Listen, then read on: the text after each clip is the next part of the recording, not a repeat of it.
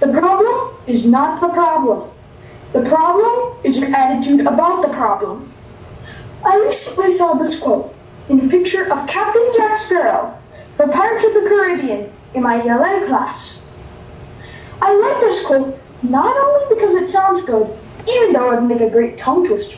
Can you try saying that fast 5 times? I know, right? But I digress. This quote means that whatever the problem may be, the size of it doesn't matter, but what matters is the way you deal with it. If one decides to throw in the towel, they've lost the fight even before it began. But if one decides to persevere, they can triumph against all odds. Let's look at this quote in the context of India's fight for freedom. Rani Lakshmi Bai, born as Manikarnika, was one of the leading women freedom fighters of her time. Her biggest problem was that the British did not accept her heir to the throne. And Lord Dalhousie, who was the Governor General of India at that time, tried to take Jhansi, her kingdom, away from her. Rani Lakshmi Bai persevered and rebelled against the British and did not lose Jhansi until she died. Another girl who fits in with this quote is Brunhilde, or Ponyo, from the movie Ponyo.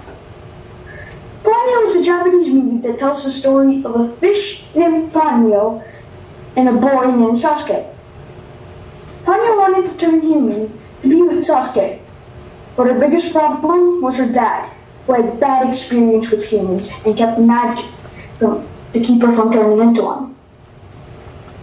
But Ponyo did not consider this a problem, and she was so perseverant that even though it took giving up her magical powers, she did whatever it took to be with the person whom she loved.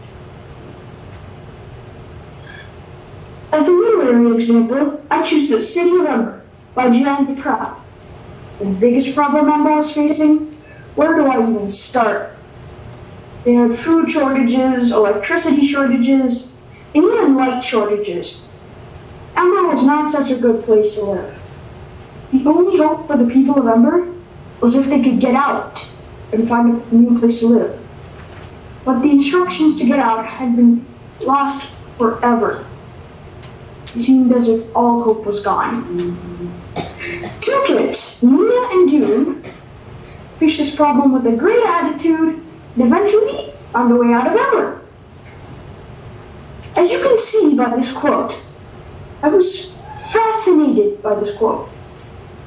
I was so fascinated, in fact, that I watched all the Pirates of the Caribbean movies this weekend, trying to find the dear captain deliver this 10-second message.